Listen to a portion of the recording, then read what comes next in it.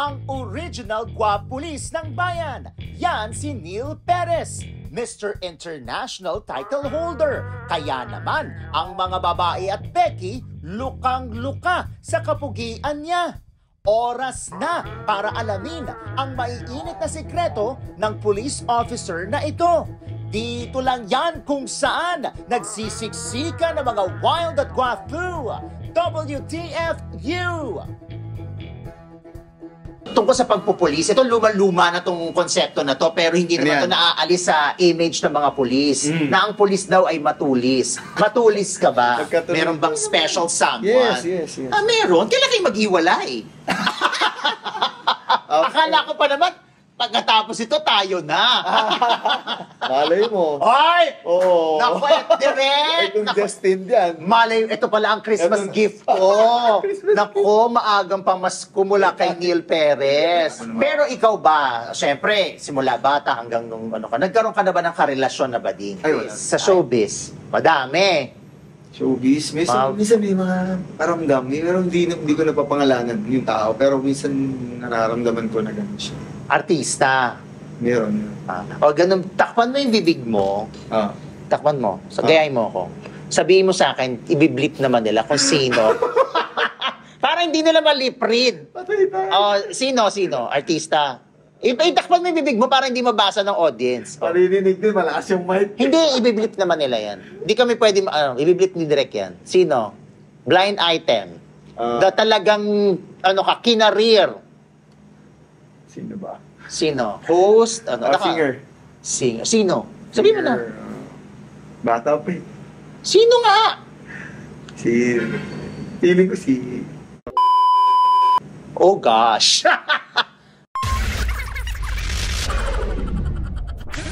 Libreng mapapanood ang ilan sa mga uncut episodes ng WTFU. Mag-sign up lang gamit ang link sa description box. So, ang title mo talaga, Mr. International, 2014. 14. Na ginawap sa Korea. So, doon sa mga ibang kandidato doon, walang police, ikaw lang. Ay, ako lang. Talaga. Ano na nga isang dekada na eh. Sana, sa susunod na sasali, manalo ng Mr. International. Ikaw, sasali ka ba ulit? Siguro first and last ka na. First and last? Bakit naman? Kasi 39 na ako. Oy, ano naman? Hindi naman. Siguro may age limit ba? Sa Miss Universe nga, kahit 102, pwede pang sumali. Oo. Siguro yung may nakita akong isang competition yung Century Tuna Pods. Kasi may ageless, parang yung may edad. So hindi mo pa na-try yun? Hindi pa. Pero nag-judge ako dati dun. Nag-judge ka. Pero ikaw yung maging participant. Parang nakikita ko rin sarili ko dun. Kasi pag gusto ko, pag kahit matanda na ako, fit pa ako, tapos parang ang galing, di ba? Oo naman, nakaka-inspire yun na makakita ng mga may edad na, pero yung katawan, yung itsura, naaalagaan nila. Wait, pinakapagsabi na sa'yo, kamukha mo si Cesar Montano. Wow! Marami. Grabe, dito, sa angulo niya dito. Na-meet mo na ba si Cesar Montano? Oo, makita ko. Napag-usapan niyo ba na kamukha niya? Hindi kasi lumapit sa kanya eh. Oo. Pero one time, tsaka si Derek minsan pag nakasombrero, o Ramsey. Wow! Nag-taping kami, tapos nag-guest ako doon sa Amo. Yung pagkamalan ako ni Derek nung stop, kasi tinatanong ko yung mga shows ko. Kasi akala niya, kasi may balabas ako eh. Akala niya sino ka? Ay, hindi ko si Derek, sabi kong gano'n. Derek Ramsey. Akala ko muna stereo. Charot!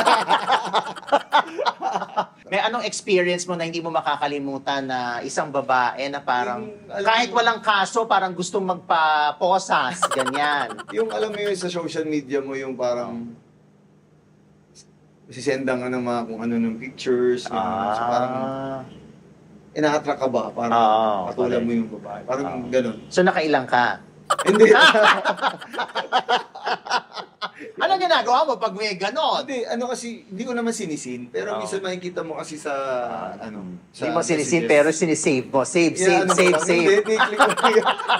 Hindi lang naman sa mga girls, sa gays, may mga ganon. Ayan, nabanggit mo na yung mga gays. Siyempre, kung may mga babaeng aggressive, hindi mas maraming mga baklang aggressive na Nung hindi ka pa sumali sa pageant, nagpupulis ka pa lang, ano hindi mo makakalimutang experience? Kasi ngayon, expected na yun kasi syempre personalidad ka eh. So lalapita ka talaga ng bading, may mga offer yan sa social media. Pero nung hindi ka pa sumasali sa pageant, Sa totoo lang, nung bata pa ako, may mga bad experience talaga sa mga kids. Kasi, naglalaro ako ng basketball dyan sa Tondo, sa half court.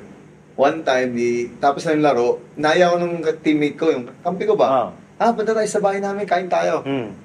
Tapos, pagpasok ko sa room, nagulat ako. Pinatay niya yung ilaw, tapos sabi niya, hubad ka na. Teka lang, wait. Ang nag-invite sa'yo ay Kakampi ko sa basketball? basketball ko. Kakampi mo sa basketball, pero Oo. siya yung nag-invite sa'yo sa bahay, siya rin yung nagpatay ng ilaw? Tas At siya sabi nagpahubad sa'yo? Oo, sabi niya ganun. Tapos Oo. nagmura ako, tapos labas ako. Oo. Tapos sabay, siya, yung parang inaano niya, uy, yung mo sasabihin sa iba, ganun, bata pa ka nun. Ilang taon siya kasi edad mo? Mas matanda siya sa akin. Siguro mga 5 years older. So naglalaro rin siya ng basketball? Lalaki talaga. Lalaki siya. Tapos nagulat ka ganun. Anong explanation? Baka naman ano lang, baka naman... Hindi talagang... Laro-laro lang. Hindi. Habulin mo ka, habulin Kasi mo. tanong-tanong ko sa mga ibang tao Oo. na yun nga dun, ganun pala siya. So hindi mo na siya friend? Parang yung word ba, or, di ba, siyempre ang gays, di ba, iba-iba sila. Oo. May sila is... Ay ba yan? Di ko rin Basta- alam yan. Yung mga bakla. di mo alam yun. Charot! Oo. Ah. So yun, Oo. so yun So, ang sabi nila. Ayun. So yung pag-artista, nag-try ka ba magpa-sexy? Yung mga love scene, sex scene? Wala talaga. Lahat talaga yan. Marami mga offers. Oo. Pero sabi ko, sir, sorry, kasi pulis ako. At hindi ako pwede. Siguro yung mga So hindi ka pwede, modeling lang. sa mga Viva Max, hindi ka pwede? Ay, hindi. Hindi ta- talaga. Pero kung hindi ka pulis, sa tingin mo, kaya mo yon. Hindi rin. Kasi, kalaunan kasi, depende naman, hindi ko inaano yung Viva Max. Kasi, in the future, syempre, kung may plano kang nagsiserve ka sa tao, at baka kasi, alam mo yung mga tao ngayon, hindi ko man sinasabi lahat ng Filipino, baka kasi balikan yung mga bagay na yun. Tapos, hindi mo alam, meron ka palang, destined ka palang maging isang sihal, maging kapitan, tapos nakikita nila ito yung ginagawa mo dati, na, Okay lang yun. Dapat- Marami ang mga politiko na nakita natin yung puwet, nakita na natin nakabrief, nakita natin yung bukol, pero Wala. nanalo. sa akin kasi ayoko. Tsaka hindi kasi siyempre sa bata. Mga bata, pagka nakita nila, ay, ito pala yung tatay ko. No? Seminarista ka ba dati bago ka naging pulis? Hindi. Siguro yun lang yung, Pero yun lang yung pagpapalaisa ng mga magulang. So yun, kasi ako, born and raised in Tondo. Until now, sa Tondo pa rin ako nakatira. Yun. Pero syempre, pulis ka, 17 years ka na sa serbisyo, nakapagpaputok ka na Ayan. ng baril. Oo naman. Nang ilang putok na? Ako. Maraming beses na. Talaga? Ano yung putok mo? Yung mabilis, mabagal, malayo, malapit? Alam mo, Sino nga? feeling ko si... Oh gosh. Bakit mo naman? Ang bata naman noon. Eh di ba, yun yung ano niya, yun yung... mga type daw niya, sabi nila. Okay, sige. Paano mo Wag mong babanggitin. Nabanggit mo na. I-bleep naman nila yon. Bakit mo nasabi na yung singer na yan, type ka? Hindi kasi parang, Tsaka yung nagtagpo, singer siya. IG no? May message ka? Alam mo naman yung pag lalaki, wag masyadong react sa mga post mo, etc. Alam mo na, uy, yummy, mga gano'n, uy, ganyan.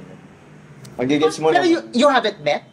Personally? Nakita na kami sa isang, basta may isang product yun na, yun lang, saglit lang. Tapos, follow, etc. Teka lang, wait. Bata pa, young singer. So, teka lang, kailan lang yan? Recently lang, matagal na. Tagal na yan. Matagal na, so mas bata pa siya doon.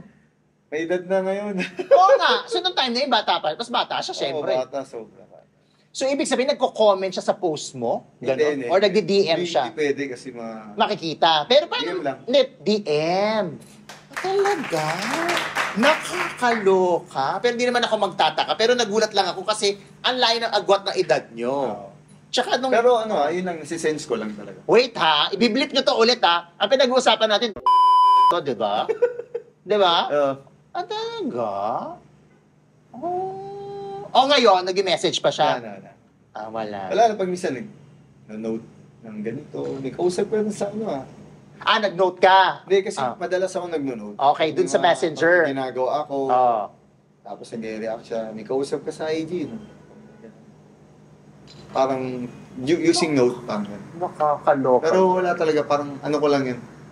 Minsan kasi, alam mo yung parang gusto mo lang nakausap, dadaanin mo sa note, dadaanin mo sa stories, parang malilibang ka lang. Tapos nag-react siya sa ganun. So wala naman mga imbitasyon na naganap. Ay, kita naman tayo, bro. Inom na. Good news! Libreng mapapanood ang uncut version ng episode ni Neil Perez. Hanapin lang ang link sa description box.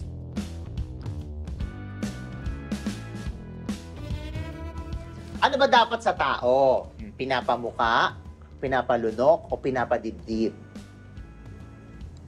Ano yung pinaka-wild na selfie video na nagawa mo? Pumapasok ka ba sa harap o pumapasok ka sa likod?